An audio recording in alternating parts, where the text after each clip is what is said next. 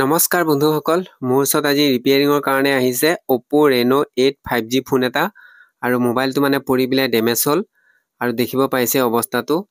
তে আহক যি পৰি পেলাই যদি ডেমেজ হয় বা ডিসপ্লে ফাটি মোবাইল বেকাও হয় কেনেকৈ ঠিক কৰিব পৰা যায়। তে পোনপ্ৰথমে বন্ধুসকল যিখন পিছফালৰ যিখন ঢাকনি আছে এখন খুলি ল'ম। খোলাৰ পাছত ইয়াত নট আছে, এই নটকেইটা খুলি ল'ব লাগিব গোটেইকেইটা নট। আৰু নটকেইটা খোলা হোৱাৰ পিছত আমাৰ যি এটা কভাৰ আছে, এই মোবাইলৰ যিটো কভাৰ আছে কভাৰটো খুলি দিলো।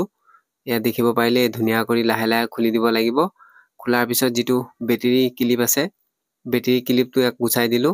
বেটাৰী ক্লিপটো খুলি দিয়াৰ পিছত বেটাৰীটোক সাইড কৰি দিলো। তে বন্ধুসকল দেখিব পাইছে আৰু যিখন ডিসপ্লে আছে, ডিসপ্লে যিটো পাত্তি আছে এইটো খুলি দিলো। আৰু পুৰণা ডিসপ্লে এইখন, আৰু পুৰণা ডিসপ্লেখন বন্ধুসকল এইখন কাম নাই, যিটো হতিকে ভাঙি চিঙি বেয়াই হ'ল। দেখিব পাৰিলে ফাটি গ'ল। এখন সাইড কৰিলো আৰু এখন সাইড কৰাৰ পিছত এতিয়া মোবাইলটোক ধুনীয়া কৰি সাফা কৰি ল'ম। যি পুৰণা এঠা যিখিনি দিয়া আছে সেইখিনি গুচাই ল'ব লাগিব।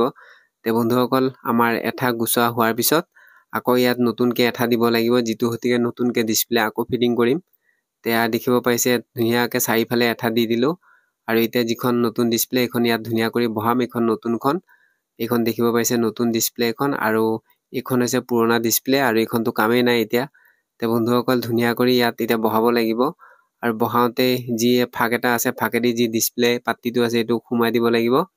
সোমাই পেলাই ইয়াৰ এঠা যি দিয়া আছে এটা নিজে ধুনীয়াকে খাপ খাই ধৰিব। তাৰ পিছত বন্ধুসকল ইয়াত আমি ধুনীয়া কৰি লবৰ দি দিম। লবৰটো দি দিলে তেতিয়া 2-3 ঘণ্টাৰ কাৰণে যদি লবৰটো দিয়া থাকে তেতিয়াহলে ডিসপ্লে এখন ধুনীয়াকে যি এঠা দিছো আমাৰ এঠাটো শুকাই যাব। তেতিয়া আমাৰ ফিটিং কৰোতে কোনো প্ৰবলেম নহয়। আৰু যদি এঠাটো কেঁচাই হৈ থাকে ফিটিং কৰাৰ সময়ত অলপ ডিসপ্লে এখন বেন হৈ যায়, মানে এঠা য'ত লগোৱা থাকে তাৰ পৰা অলপ সাইড হৈ যায়। হেতু হতিকে মোবাইলটো ফিটিং নকৰা আগতে যি ডিসপ্লেখন আমাৰ এঠা দি বহোৱাৰ পিছতে লবৰ দি দিম। তে বন্ধুসকল ইতিমধ্যে মই 3 ঘণ্টা সময় পাৰ কৰিলো আৰু এঠাখিনি শুকাই গ'ল।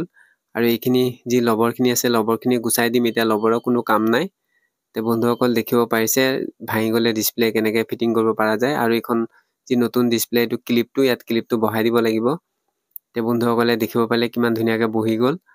আৰু এতিয়া যি বেটাৰীটো খুলিছিলো আৰু বেটাৰীটো বহাই দিলো। ইয়াৰ বেটাৰী যি ক্লিপটো আছে টাইটকে বহাই দিব লাগিব যাতে ঢিলা হৈ নাথাকে, আৰু ঢিলা হৈ থাকিলে অলপ প্ৰবলেম দিব পাৰে। টাইট খোৱাৰ পিছত আৰু ভেজাল নাই। আৰু এইটো যি মোবাইলৰ কভাৰটো ধুনীয়াকে বহাই দিলো আৰু চাৰিফালে ধুনীয়াকে টিপি টিপি বহাই দিব লাগিব। তাৰ পিছত যি নট আছে নটকেইটা ধুনীয়া কৰি মাৰাৰ পিছত তে আমাৰ মোবাইলৰ কাম কমপ্লিট হৈয়ে গ'ল। বন্ধুসকল আপোনালোকে দেখিব পাৰিলে পৰি পেলাই যদি মোবাইল বেয়া হয় ভাঙে কেনেকৈ ফিটিং কৰা যায়, তে এনেকৈ ফিটিং কৰা যায়।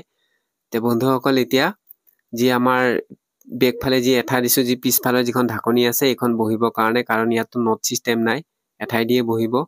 তে এঠা দি বহাই দিলো। তে বন্ধুসকল যি দেখিব পাৰিলে মোবাইলটো কিমান ধুনীয়া হৈ গ'ল। এতিয়া আগৰ নিচিনা আকৌ নতুন হৈ গ'ল। আৰু এতিয়া টেষ্ট কৰো আহক।